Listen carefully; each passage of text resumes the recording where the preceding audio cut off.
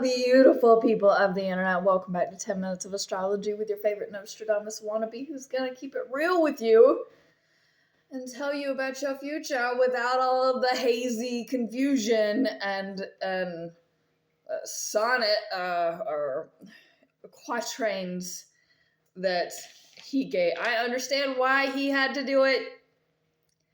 It doesn't mean that we're going to do it that way. We are going to be direct and forward and tell you exactly what is going on, or at least to the best of my ability.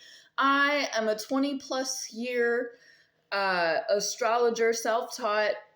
I have read plenty, and I have done this plenty enough where people come to me and I give them information and they do with it what they will. Check the housekeeping in the comments if you need more information.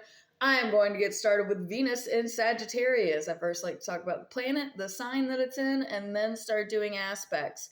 Venus is about love and relationships, a very surface term that I do here on 10 Minutes of Astrology, because if I go down a rabbit hole, I will go way too far over my 10 minutes. Sagittarius is the centaur of the zodiac. They popping at the mouth, shooting off at the truth. They're clumsy. They rule the thighs in astrology as far as like all the body, and they have their own notes. They have their own color. We are going to talk about the first aspect that this makes, which is a semi-sextile to Jupiter in Scorpio at 3 degrees. Jupiter just entered Scorpio here. If you want to check my housekeeping in the comments, I have a link to my astrology predictions playlist where I should have a video on Jupiter and Scorpio and what's coming up during this time for that planet. The semi-sextile here is Venus is teaching Jupiter. So Jupiter in Scorpio, very quickly, is the bigger things that are hidden underneath that are dark, devious. Now, that's also where you find your luck at this time. Skipping to Venus in Sagittarius, Venus is teaching Jupiter at this time. Now, what is Venus teaching? Well, your heart and your relationships, you have to have fun. Sagittarius to me is the YOLO sign. They are the class clown of the zodiac. Their only goal in this life is to party, have fun, and not get caught, have freedom of thought, especially freedom of movement, where they go. They love international travel. They somebody with a lot of Sagittarius in their chart may more likely see themselves going around living on different continents for different phases of their life. Now, Venus, which is just have fun in love, have fun in your relationships, just have fun, is teaching Jupiter in Scorpio, don't take your relationships that seriously. This is not a time to take your relationships that seriously. And I know that seems like, for somebody who has Leo in their chart or Cancer, what do you mean don't take your relationship seriously? What about loyalty? What about, your commitments and, these things that you have said that, in sickness and in health, if you've done vows or if you've made promises. And to that I say, I personally agree with you. But the time period right now is that your heart and your relationships and the bigger things that are pulling you, especially in the depths of your own soul, matter more now. And the fact that we've taken this life seriously and it's not been working, and now it's time to take a step in a different direction. And to somebody looking on the outside, you may not find that be well, but if you felt internally how I'm feeling, how I feel trapped, how I feel stuck, how I feel like I need something more, I need something deeper, I need a break, I need some fun, I need some life, I need some laughter, I need to sort out some demon stuff that I've been doing, and you're telling me that I also have to maintain this relationship in addition to that, and me not go crazy, you're asking for me to, you're asking for too much, basically. And it's not that they're asking for too much, it's what they're asking and how you're feeling right now don't align. And you could keep those relationships, just be honest in those relationships, because Venus is in Sagittarius, which is on now. Sagittarius don't always know how to be honest. It's not what you say, it's how you say it. So if you were trying to break the news that you don't want to be with that person, a Venus in Sagittarius will be like, fuck you, I'm packing my shit and I'm leaving. If you want to be empathic, or if you want to have any sympathy for this person that's probably getting their heart broken at all, then you go, look, sweetie, it's not working out. Like Sagittarius, I get you could just rip the band-aid off and move on, and then they just are going to have to process that.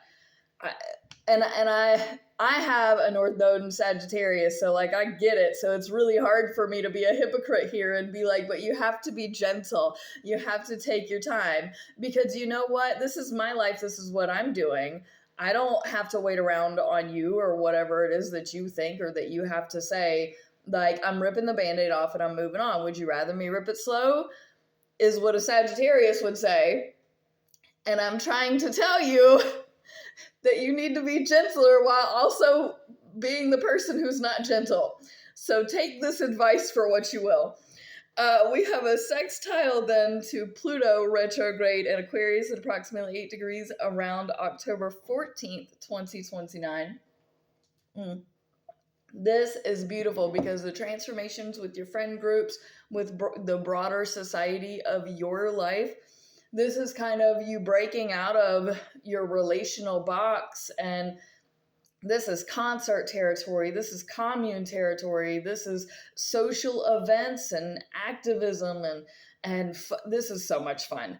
This is so much fun. This is also places for riots and things like that too, but stay safe, obviously, but this is a positive alignment for your friends, for your social network, for your relationships, not only your relationship to yourself, but this could also be business relationship. Just be your most authentic, genuine self, be light, love, positivity, and happiness. And I heard once upon a time that more doors open when you smile, and they stay shut when you shut them out. So, this is a positive. We then have a trine to Neptune retrograde in Aries. So despite everything else, despite what anybody else has to say, this is good for your spirit, whatever decision you made, whatever things have been happening, because we have a trine here to Neptune, which is gorgeous, because your heart and how you relate to your higher power and the way that it loves you, it's fiery, it's passionate, it's fast, it's fun, it's exciting, it's exhilarating, and the choices that you made brought you here. So don't second guess yourself. It's already done. And you are going to feel lighter, prouder, better, happier, more free, more it's like you popped open and you're here, and it's a joy to see spirit and that energy connecting on your heart level, and this honesty and this just drive and excitement. This is a lot of positive, brilliant, spiritually healing, genuine, fast-moving energy that I'm very, very happy to see this. We then have an in conjunct to Chiron in Taurus at 11 degrees, October 17th, 2029. This is saying you destroyed your home. You're a home wrecker. Okay.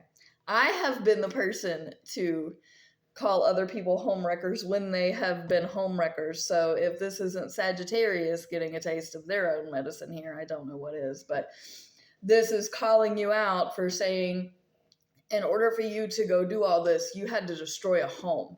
You had to destroy a life that was built, that, was supposed to be healing, that, and that you were supposed to keep up with and maintain. And, you've destroyed this. Venus in Sagittarius is going to be like, well, it needed to be destroyed then. And Taurus is going to be like, just violent. And I don't normally think of Tauruses as violent. They're very peaceful. They're very patient. They will let anything in the world go on around them.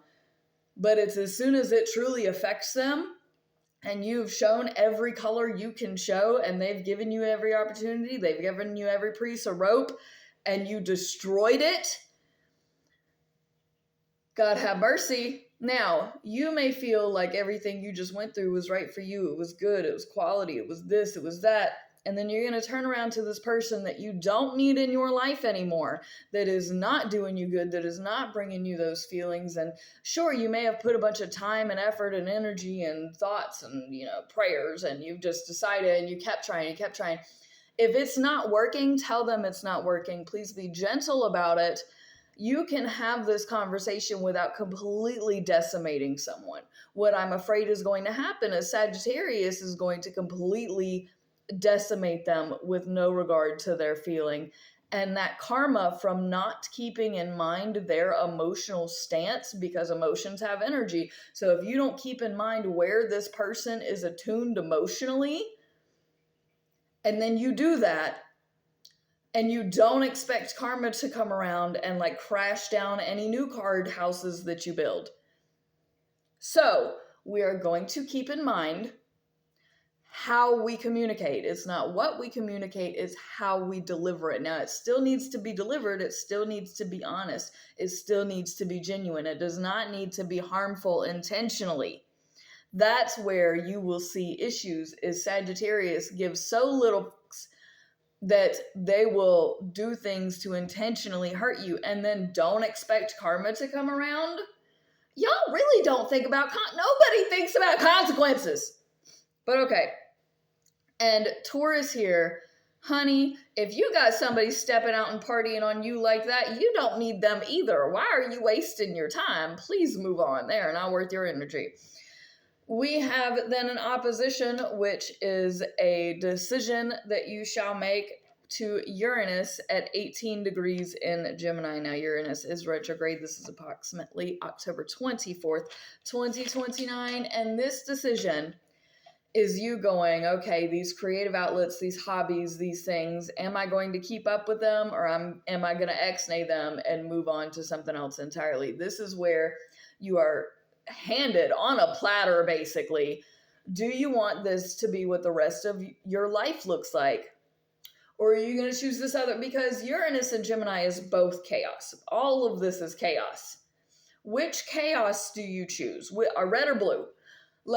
This is a really big moment to define your relationships, how excited you are in those relationships, the chaos in these relationships, the chaos in love. And it's now, this is very overwhelming. And I understand that there are a lot of options here.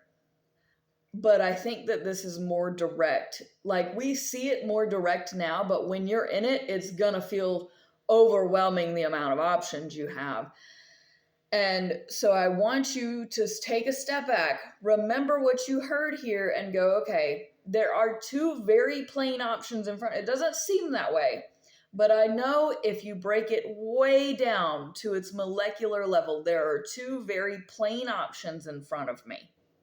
One is going to bring chaos. The other is going to bring a different kind of chaos. One is a whole new journey, a whole new path, a whole new way of being and doing and having.